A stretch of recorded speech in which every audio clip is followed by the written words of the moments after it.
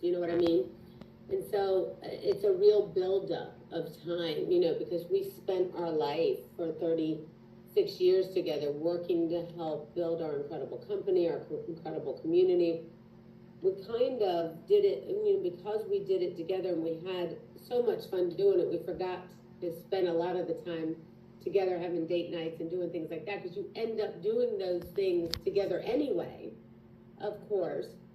But the real cutthroat story of it all is that, my husband really did want to go away and spend some time together, and I kept putting him off to do other things for the business. And that really is, part of my real trauma that I've had to overcome, and forgiveness for myself. Because, we just do live life daily, right? We take things as they come every day, and we think we're doing all the right things, and we think,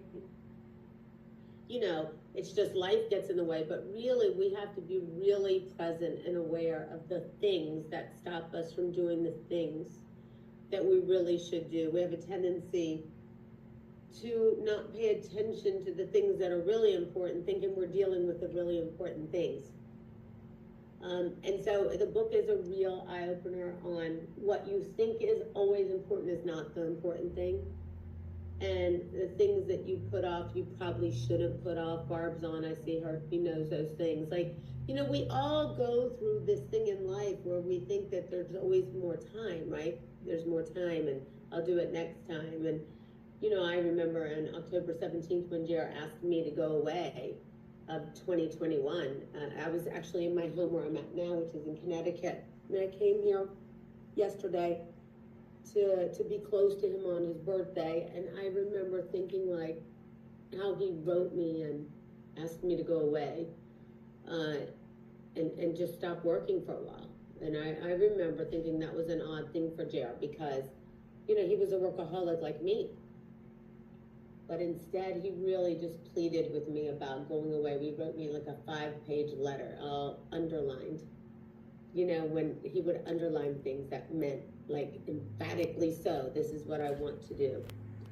And he left it on the edge of my pillow, and it said, to JR, from JR, which is what JR would often do to try to get my attention. But he would put it on my side, because he didn't want to interrupt what was going on in the day-to-day. He knew I was doing a lot, and it was for him. I worked for him. And so I wrote him back a little short note. After he wrote me like 5 or 6 pages, I wrote him back a short note, and I said, can you wait till August? August, so I can finish the 30th convention, because I don't know if we'll ever see another one. And I don't know if we'll ever see it, so I want to do it big. And he said, okay, that's it. Do it in August, and then let's plan it. Don't even wait to after August to plan it. Plan it before August. You got to plan it or it won't happen. And he was right, and I planned it before. I'd never planned it before. And he had Croatia on this. That's, of course, part of 1 and 2, but he had Croatia on his bucket list. I didn't understand why. I had no desire to go to Croatia. I didn't know why we weren't just going to Italy again, or France, or wanted to go to Croatia. And it was beautiful. Just, I didn't understand it. And he always has like a reason behind everything. Jared always has a why. He could never just simply say, like, I want to go away. He would say why he wanted to go away. He really believed in the why, which is another big lesson in the book, that the why is important.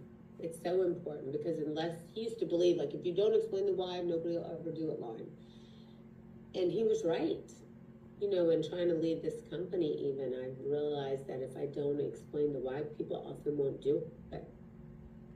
Or people around me, I notice now, like, doing things that I never did before. Before, I would be just, I need you guys to do this.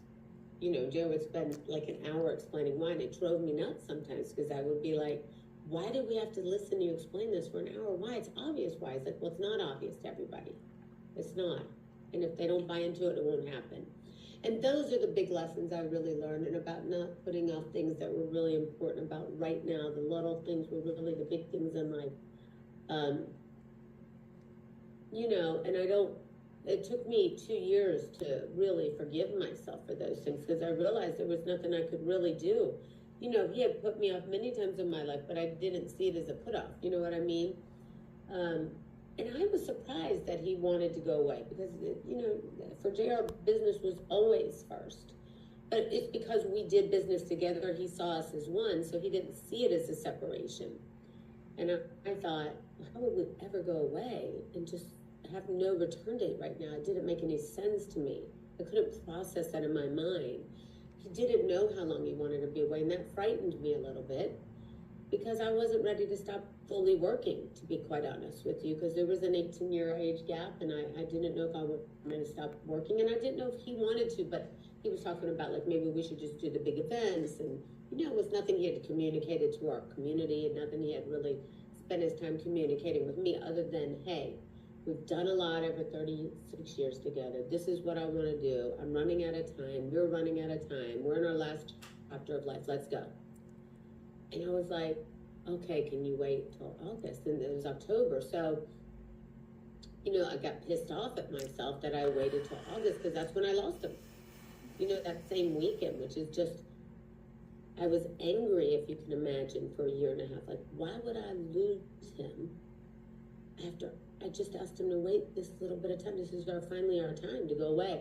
And so these are the things that I didn't want to hide. I was very transparent in the book. You'll see as you go. I don't know if you're just on chapter 1. Chapter 1 and 2 should definitely come with a warning. It should definitely come with a caution. It should definitely come with, like, get a box of tissues. I can't, it's so hard for me. I had to go through chapter 2 again yesterday for a reason, because it was my husband's birthday and I was going through things in my mind. You know, you drive yourself crazy trying to figure out if you have answers and try to search for answers, but you don't. You have to accept things for what they are, and I've learned that now. You know, you get really good at trying to find peace with yourself. And so I think the real big key message is that, you know, you have to pay attention to the small things, because those are really the big things. And you have to put you and your life and the people you love first before everything around you. And that's something we were not used to doing. And because we were one and the same, right? Our work is, we loved our work, we love our community, so that's just one. But I didn't understand. You'd always said, like, you know, there's many a times I could think about, like, when we went on a journey for work, and I'd be like, well, let's stay here for a few more days. Like, well, we can't, babe. We got to go on to the next place. So, I mean, I didn't get to do those things, right? So the fact that he was saying to me now, like, I want to go away after conference. We had Ben and Jennifer, Jen Lopez's wedding to go to in Savannah. He was hot and irritable. He was, I could tell, like, he wasn't quite himself that weekend, and that was just, you know, a week before he passed away. And I think, you know, you can blame yourself all along for missing signs. You just don't know. It's like, I was with Serena the other day, Williams, and, you know, again, I talked through, like, you know, how did I miss this? And she's like, it's so easy, Loren. You know, somebody who's had a blood clot, somebody who's suffered a severe blood clot close to her lungs, who almost died. You know, you don't see those things, but you get mad at yourself because you're together all the time. And I knew that he had this slight limp, and I knew that the slight limp got worse, but he kept saying it didn't hurt, it was nothing, it's going to be operated on. He thought it was just cartilage, that it had, you know, rubbed off, or a knee injury from sports injury. But we didn't realize that that's where blood clot hide behind injuries, you know, and that's where it was. And I tested him 4 weeks before we went away, and right after he had the vaccine booster, and bam, you know, the blood results. I remember writing the doctors on, you know, July 12th saying, why is his blood work off? You know, I don't understand why his blood work's off. And they were like, it's nothing. He probably had coffee, probably ate a breakfast before. And so, you know, there's a million reasons for me to be mad at myself. But, you know, you can't be, because he kept saying to me, are you crazy? I'm the healthiest guy out there. I'm going to outlive all of you. And, you know, I believe that many times. His parents lived to 100, almost 98. You know, he should have lived that long. So I'm mad. But then, you know, I have days like yesterday where my daughter says, Mama, you know, Daddy could have never lived without me. It just went to work. He wanted to let me get in the bed and cuddle him.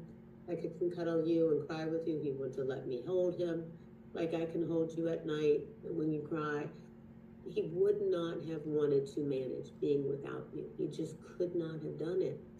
And he did not want to get old. Isn't that a funny thing to say? But he did not. The thought of that bothered him. It bothered him to think like he could possibly not be functional like I was because I was younger. And I kept saying, who cares? You're a pain in my ass. I'm a pain in your ass. We're going to be fine. You know what I mean? You know how you do that? You just know that you're going to be there for each other. So I didn't really ever think about, those things, but he did. And Amber said to me, she said, Mom and Dad never wanted to get old. Maybe he picked this time. Maybe God picked this time for him. Maybe everything happened because he wanted to go out as big as he was, as a champion, and nobody remembering that maybe he would struggle walking, or maybe he could ever, have to be, totally dependent on me. And I think about anything I can to make you feel better about it. And so I thought about that, and I thought, as I watched all the pictures around me, I can see that he wouldn't look like that. And so maybe God has a message for all of us. God calls us when he knows it's time for us. That's, I can only hope for the right things in all of this, because there's no real answers. We'll never really know, because none of us, everybody wants to go to heaven, but nobody's ever had to, nobody wants to die to get there, right? And so we don't know the answer because none of us have gone to go.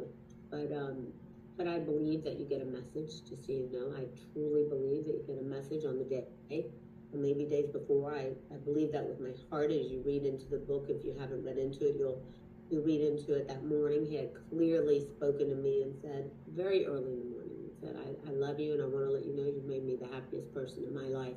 And I kept saying to him, why are you saying that? It sounds so crazy to me. Why are you saying that to me? Don't say that.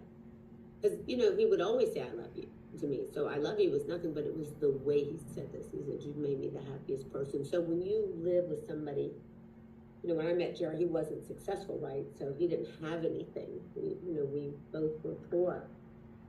But when you've become really successful in life, as we have been so fortunate, you have this appetite, satisfy helping other people. And it's very hard to fill that appetite. You're always hungry to help more. And Jared was always hungry. And so I never really knew where the difference of satisfaction and hunger and happiness were, if you understand what I'm saying. You didn't know what the difference between them. You didn't know if, you knew he loved doing what he did, but was he really happy at home? Did I make him happy? You always wonder, because we just did everything together. You just assume you were, but you always know. You never just say, hey, babe, I'm really happy with you. We never go around our life doing that. We just live our life. And so when he said that to me that day, you make me the happiest person in the world, and I've never said it like that, but I want you to know it. In so many ways I needed to hear that, but I didn't understand why. So I do think that we get this message from above, some spiritual guide that says it's time, or wrap things up, or I don't know, but I know that he acted very different that day and said a lot of things and a lot of messages to people after checking his cell phone. I know that he left a lot of messages for people that he loved, like my brothers and my sister and people, just like, I love you guys and thank you for everything you've ever done. So I don't know what happens, but something happens, because he wasn't sick. And, it just all happened at one time. So really, that's it. The story of 1 and 2 is that the hardest part of the story. There's a big journey ahead. There's a lot of light at the end of the tunnel. I think there's good days, bad days. If you've suffered grief, you understand what I mean. If you've suffered loss of yourself, you know what I mean. You can go through, you don't have to lose someone to go through losing yourself. And this big 2.5 years now has been a rebuild of who I am. And that's a funny thing, right? Because I was the confident one in our house. Obviously some of you would see my husband on stage performing, this and that, but my husband was truly actually a very shy person, and very much needed me and my guidance, assistance, and okay. So for me, that was like part of my job, right? Like I love doing that. But then, as you know, as a wife, if you're married, you understand that that becomes part of your duty sometimes. So sometimes you're like, okay, I didn't realize when he would say scrambled or sunny side up. The first 10 years it sounded fine. After a while, it's like you're a pain in the ass. That's your stomach, it's your eggs. What do you want? And what you don't realize, it's not really about the eggs. It's not really about me picking out his shirt. It's not really about me picking out the color of his shoes today, which is something he asked every day. What he should wear, what he should eat, what should he have, what time should he do yoga, what time he should go out for a run, what time should he go for a bike ride, is there a better time for me? It was more about caring about what I thought. And I missed that. I missed that in the journey. I kept thinking, it was like, why is not able to make these decisions on his own? If that makes any sense, right? And so that's the shit I got pissed off at. That's the stuff that got me mad. That's the stuff I don't want other people to miss. That's the stuff you can see while you're here today. That's the stuff you should pay attention to. And I've had so many people, thousands of people write me in this journey of this book and say, hey, I want to be a better wife or a better husband, and I want to be more clear. I want to be more apparent. I want to see those things, because we can't fix that later. And not for nothing. I know that Jared knows that I did those things, and some days it was like, okay, you're driving me nuts, and some days you want to kill him, and other days I was glad to do it. But today, if you have the opportunity, you should just be able to gladly say, what's the big deal? Scrambled or sunny side up?